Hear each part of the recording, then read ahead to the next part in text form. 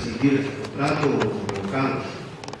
O sea, ¿cuál es la forma en que nos va a presionar para que... Sí. Estos contratos, por algo se les llama contratos blindados, son irrompibles, indestructibles. Una vez que lo firmamos, mandan más que la Constitución. La Constitución la podemos reformar, estos contratos no los podemos reformar. Sin el consentimiento de la empresa no los podemos reformar.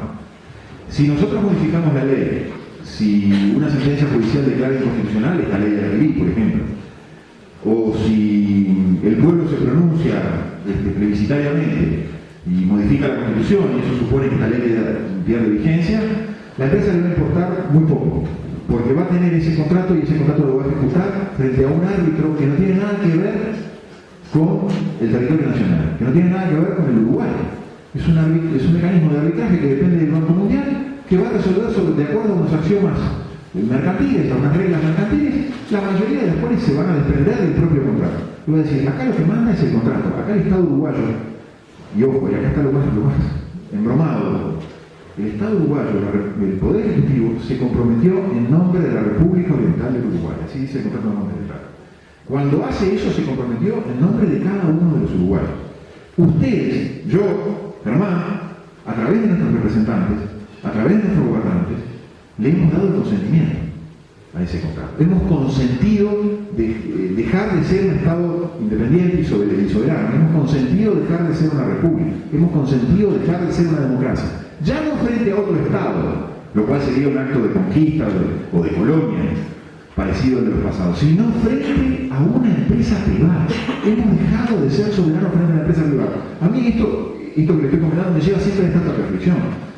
Muchas veces nosotros nos ponemos la camiseta y hasta mostramos la camiseta y decimos queremos ser soberanos frente a la Argentina y el Brasil nos tratan como un hijo chico. ¿Cómo vamos a nosotros reclamar la soberanía frente a otros estados cuando ya la perdimos frente a empresas privadas? Es imposible.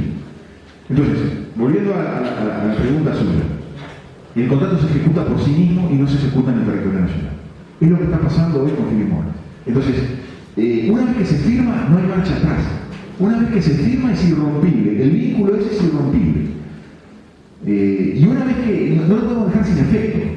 Aunque quisiéramos dictar una ley para dejarlo sin efecto, no lo podemos dejar sin efecto. Es más, si quisiéramos dictar una ley para dejarlo sin efecto, la empresa va a decir, aquí ustedes me perjudican la inversión, no quieren que yo haga la inversión, yo demando el lucro cesante. O sea, que me paguen todo lo que voy a tener de pérdida a partir de que ustedes me dictan esa ley o sale esa sentencia judicial que me declara inconstitucional o el pueblo se pronuncia diciendo que esta actividad no se puede desarrollar en el país. Yo tengo un contrato y con ese contrato ustedes me tienen que pagar.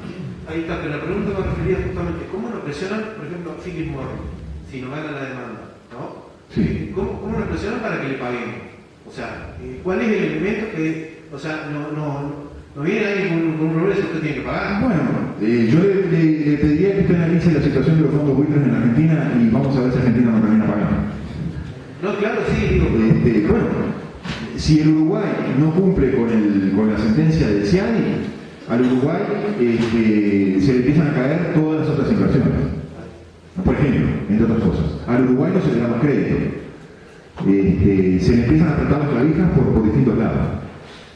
Por eso y además el Uruguay, ojo, tiene un firmado un tratado de inversiones. El Uruguay en 1965, gobierno colegiado de aquella época, rechazó el ingreso al CIADI. Por estas mismas cosas que yo les estuve exponiendo hoy. Porque entendía que era inconstitucional el ingreso al CIADI. En 1999 el Uruguay cambió de postura y aprobó por ley, o sea, la consentimos todos nosotros, aprobó por ley el tratado del CIADI, o sea, se incorporó al CIADI. Antes y después ha firmado tratados de inversión, y después ha firmado además contratos de inversión como estos que referimos hoy. Es decir, que hemos dado el consentimiento a eso. Que alguien me diga, eso es un consentimiento viciado, porque nosotros no sabíamos estas cosas, yo me incluyo, no sabíamos todas estas cosas. Es muy probable, sí, que sea un consentimiento viciado, que haya una nulidad, si usted quiere, del consentimiento que hemos sido otorgados. Pero a la hora de ejecutar ese consentimiento, a la hora de ejecutar esas obligaciones a las que nos hemos metido y que nos convierten en todo menos un Estado soberano y republicano, hemos puesto la firma. La han puesto en nombre nuestro. Sí. ¿Y entonces qué hacemos? Bueno, esa es la gran pregunta. Yo en los últimos tiempos me he reducido en mis aspiraciones enormemente, porque también me he enfrentado a decisiones judiciales negativas. Nosotros tenemos una jurisprudencia muy pobre, por no decir nula, en materia de protección del medio ambiente, pero también tenemos una jurisprudencia. Yo cuando he presentado la nulidad del contrato de Montes del Plata, o cuando planteo ahora la inconstitucionalidad de la ley de la le digo al Poder Judicial, a la propia Suprema Corte de Justicia, que la Suprema Corte tiene que actuar como le ordenaba la ley número 1 del Uruguay actuar a los jueces. ¿Cuál es la ley número 1 del Uruguay? Es anterior al nacimiento del Uruguay como nación o como Estado constituido, ¿no? La ley de 1825.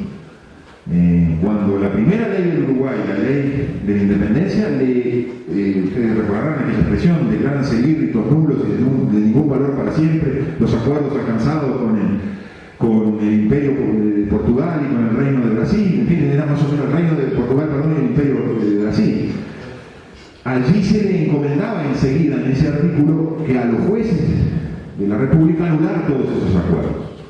Bueno, hoy le tenemos que pedir a nuestro Poder Judicial que anule todo este tipo de cosas, que declaren constitucionales todo este tipo de cosas.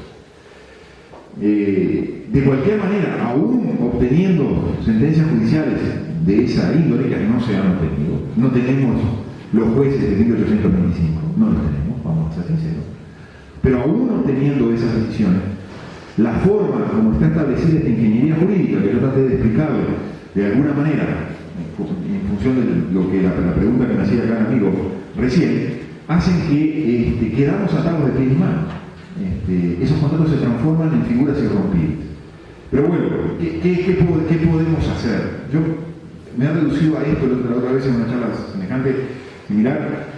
Yo le ponía a unos dirigentes sindicales que me decían, bueno, pero nosotros no sabemos qué hacer, no podemos hacer. Un dirigente sindical que le venga a decir a uno eso, la verdad que llama bastante la atención en los tiempos modernos, ¿no? Pero bueno. Yo le dije, ¿sabe lo que tiene que hacer un dirigente sindical de la salud? Me acuerdo. Y le digo, ¿sabe lo que tiene que hacer? Una cosa muy sencilla. Haga dos preguntas. La primera, ¿quién es Arapiri? Como decía Germán, no sabemos quién es Arapiri. Estamos negociando con un intermediario, sabemos que estamos negociando con un intermediario, pero no sabemos realmente quién es. Ningún comerciante, si hay comerciantes presentes acá en la sala, sabe que negociar con un intermediario es siempre muy riesgoso. Y la otra pregunta que tenemos que hacer es muy sencilla, es ¿qué son y qué significan los contratos de inversión? Y esa pregunta se la tenemos que hacer a mucha gente. A los dirigentes sindicales, en ese caso yo les planteaba que ellos plantearan esas preguntas al señor Marcelo Dala, por ejemplo, dirigente del UNRWA, que apoya este tipo de figuras, apoya la ley de la TINI, apoya los contratos de inversión.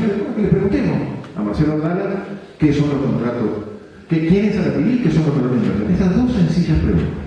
Pero esa pregunta también hay que hacérsela a la academia universitaria, a nuestros profesores universitarios.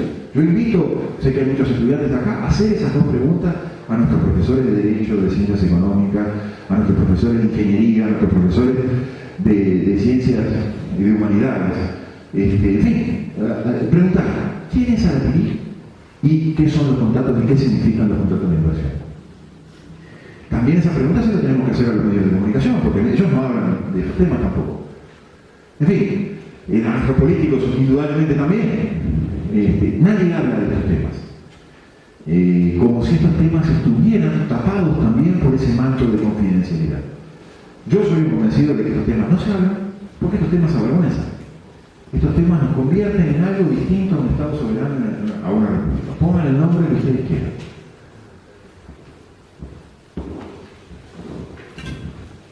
¿Qué hacemos? Yo quiero agregar algo a esa una pregunta que me gusta.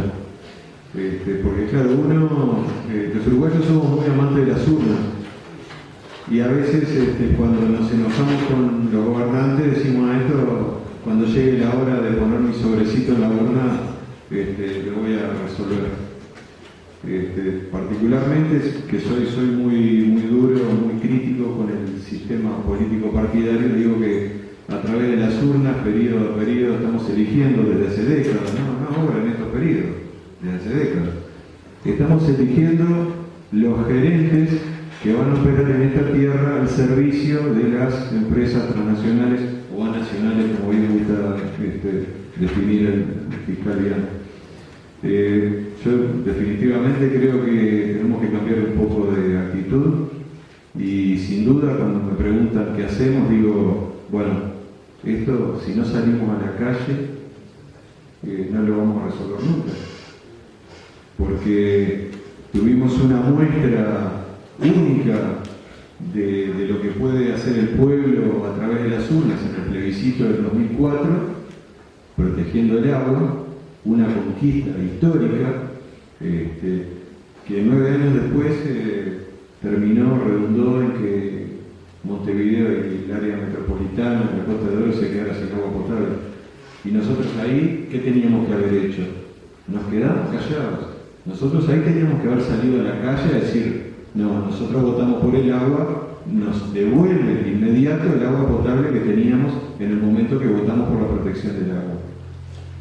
Yo creo que tenemos que cambiar de actitud. Si seguimos soñando con que cada 5 años vamos a poner un sobrecito en una urna y así mantener viva la ilusión de que el país va a cambiar y a mejorar, me parece que estamos en el horno. Tenemos que salir a la calle a luchar.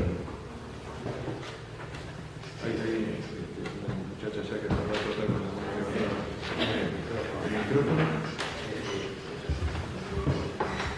Bueno, el tema yo creo que hay que arrancar por lo que es el Uruguay.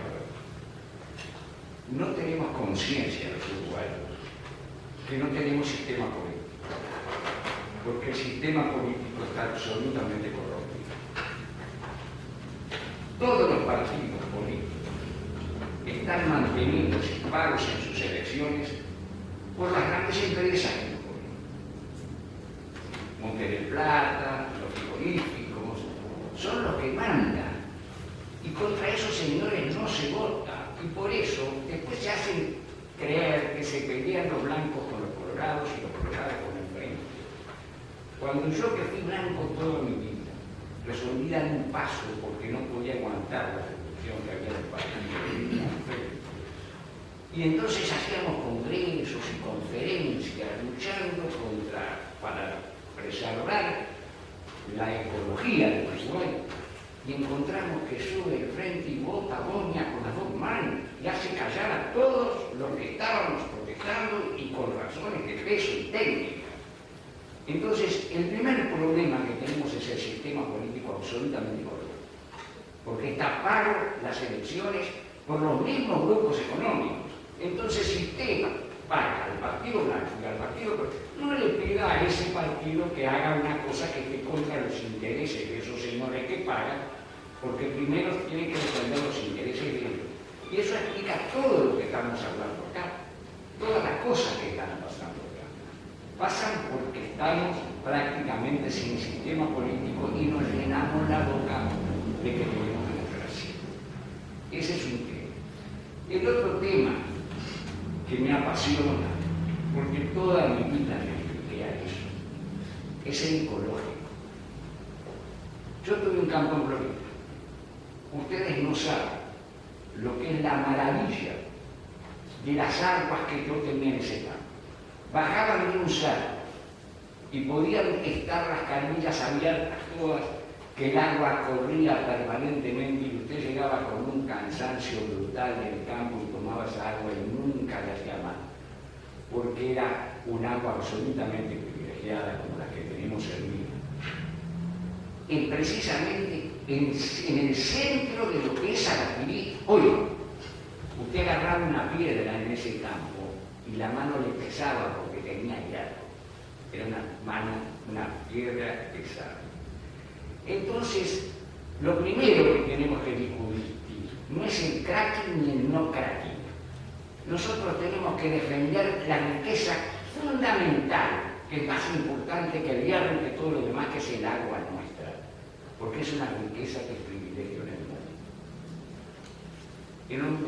Yo he viajado algo por diferentes circunstancias, y usted se encuentra, por ejemplo, cuando pasa por Dinamarca, que en Dinamarca, ¿cuál es el gran riqueza de Dinamarca? Es el agua. Usted abre la canilla y ahí no se puede contaminar nada. Y acá los aviones pasan y nos echan el actos nos han podrido el campo, porque no tenemos más campo natural.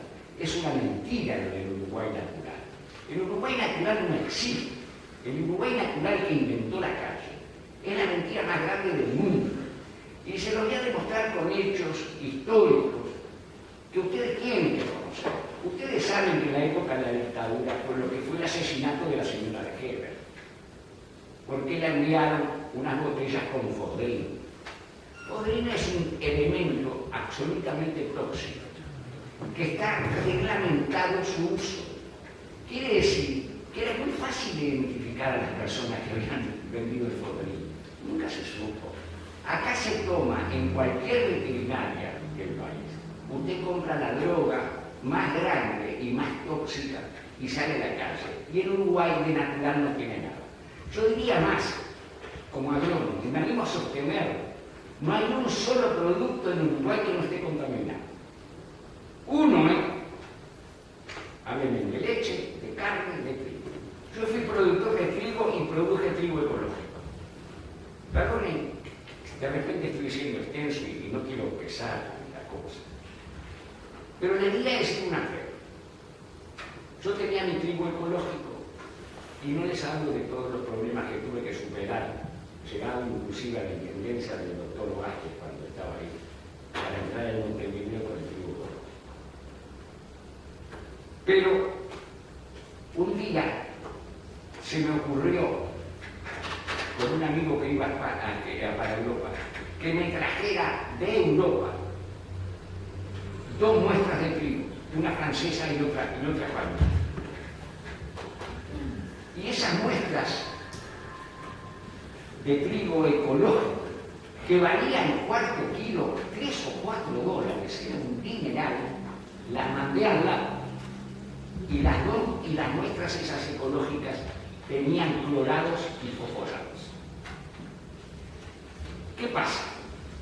Cuando Europa terminó la guerra, una de las causas por las cuales dicen que se terminó la guerra fue por el descubrimiento del DDT. El DDT, parece que los soldados americanos se echaban el DDT y mataban liendres y piojos y dormían toda la noche, mientras que los soldados alemanes vivían en un escozor, no podían hablar y no dormían, estaban desesperados. Y hay un historiador que dice que esa fue una de las causas por las cuales influyó y que ganaran la guerra los Estados Unidos. Pero ¿qué pasó? Cuando pasa eso y termina la guerra, el agricultor descubre un elemento fantástico. Echa un polvo arriba de los hortícolas y de los frutícolas y mata todo. Pero ¿qué pasa? Entró con un grado de contaminación brutal, porque el DDT no se va de la circulación del suelo, está hasta 50 años o 60 años. Perdón, me parece que nos estamos yendo del tema. Estábamos en una ronda de preguntas sobre el tema de la minería. Seguro, pero ¿sabe qué es? Pero estamos yendo del tema. Tiene razón. Capaz que tiene pregunta para... Tiene razón, es lo mismo. Perdone que si les hice perder tiempo, pero yo pienso que lo que tenemos que defender fundamentalmente es la riqueza del agua. El agua es más importante que el hierro. No entrar a pelear con el fracking. El fracking podemos decir que es más importante. No, lo que nos interesa a los uruguayos es defender nuestra agua, porque esa agua en el mundo tiene un valor que va a ser más grande que el petróleo. Quiero sintetizar, no quiero extenderme porque realmente... Bueno, gracias. Nosotros aprendemos mucho con el aporte como que ustedes. Muchas gracias.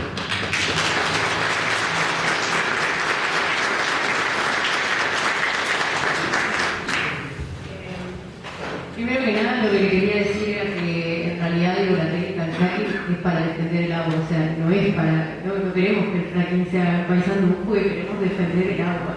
Por eso era lo único que le quería aclarar. Segundo es que con el tema de si uno declara inconstitucional la ley antes de que se firme el contrato, ya que lo veo bastante lejos, ¿no? Pero bueno, si se declarara inconstitucional la ley de minería de gran porte, antes de que se firme el contrato, ¿qué pasa? ¿Seguirían con la firma del contrato? Igual, No, yo pienso que si esa hipótesis, que coincido con usted, es muy difícil, más en los tiempos, en estas circunstancias actuales, obviamente que si uno obtuviera que esa ley dejara de tener vigencia, como es una ley para el caso concreto, debería tener vigencia inmediatamente, porque es una ley para la ley, está presentada en la institucionalidad por parte de la Fiscalía en un proceso referido a la ley. Obviamente que eso haría caer toda hipótesis, no se firmaría el contrato de inversión, por ejemplo. No sé, porque la empresa, como ocurrió en su momento con Botnia, cuando para la instalación de Botnia era imprescindible que se firmara el tratado de inversiones con Finlandia. Bueno, aquí ocurre algo similar. La ley era un elemento, junto con el suministro de energía, la mesa regasificadora, con el suministro, con la aprobación de un puerto, como el puerto de agua profunda, eran condiciones, lo que los abogados llamaban condiciones sine qua non, es decir, condiciones que si no se dan, no se produce el siguiente efecto. Si la ley cayera por inconstitucional, el contrato de inversión no se firmaría y el proyecto no se instalaría en el país.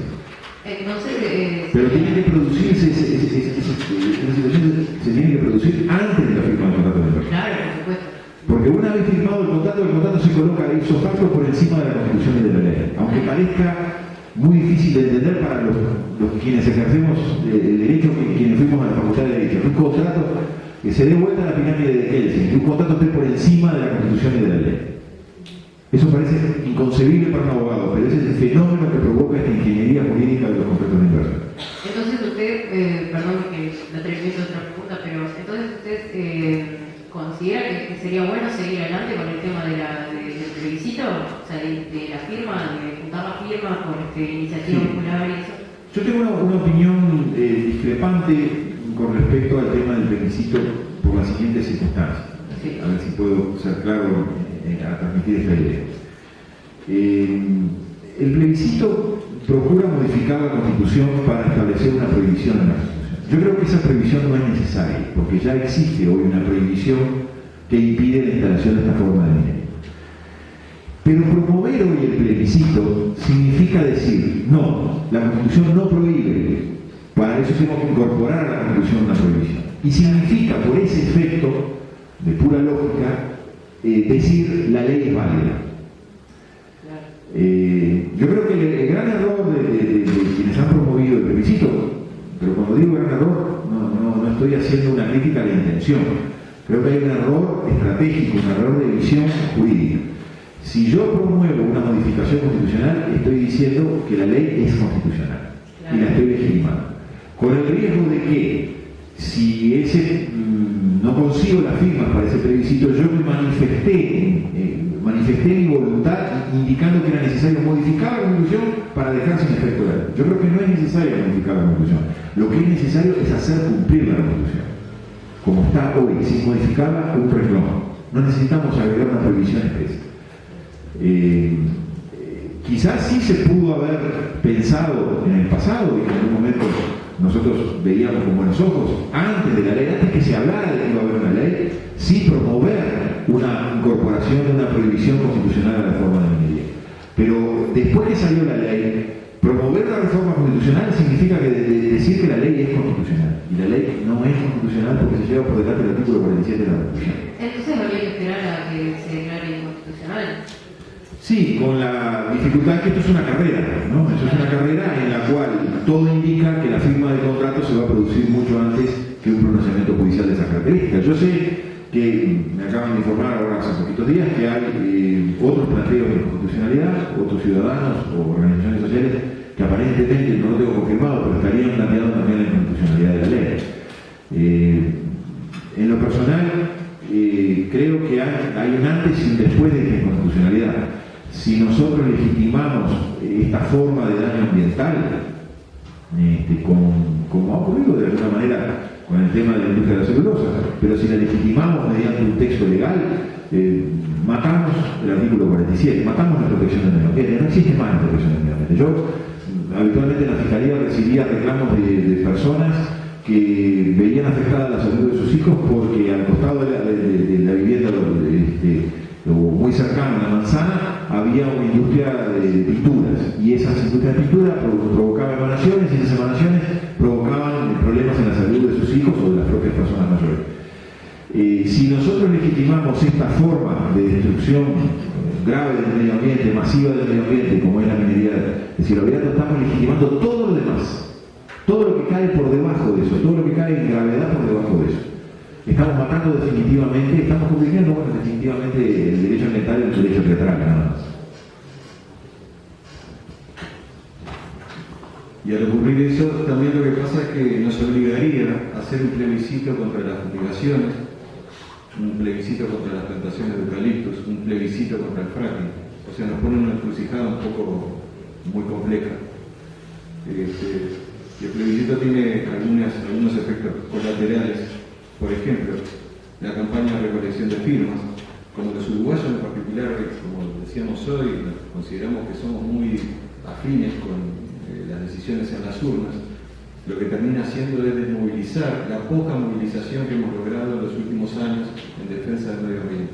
Es una realidad, porque la gente firma, o la gente ve la oportunidad de poner un sobre en una urna y dice, bueno, ahí va mi energía, ¿no?, en defensa de determinadas causas.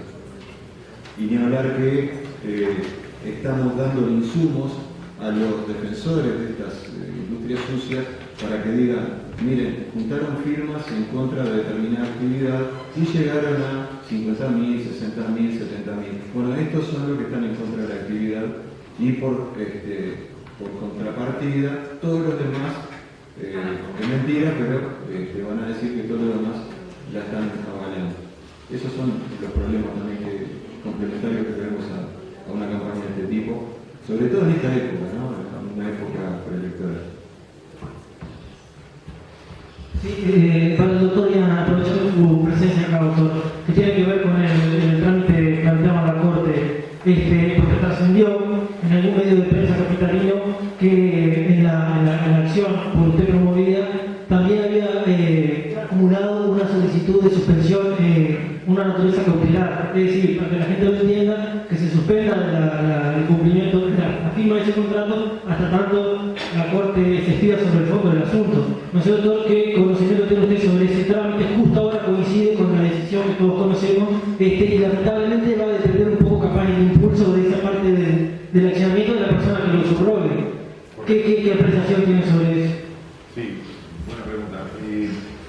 Sí, en efecto, doctor, el tema es así. Nosotros, en su momento, en octubre del año pasado, la ley había salido promulgada en septiembre del 2013. En octubre del 2013, fines de octubre, nosotros planteamos la inconstitucionalidad. Lo que la planteamos por vía de excepción en un expediente de un trámite judicial que habíamos iniciado en diligencias preparatorias. Utilizamos la vía de excepción.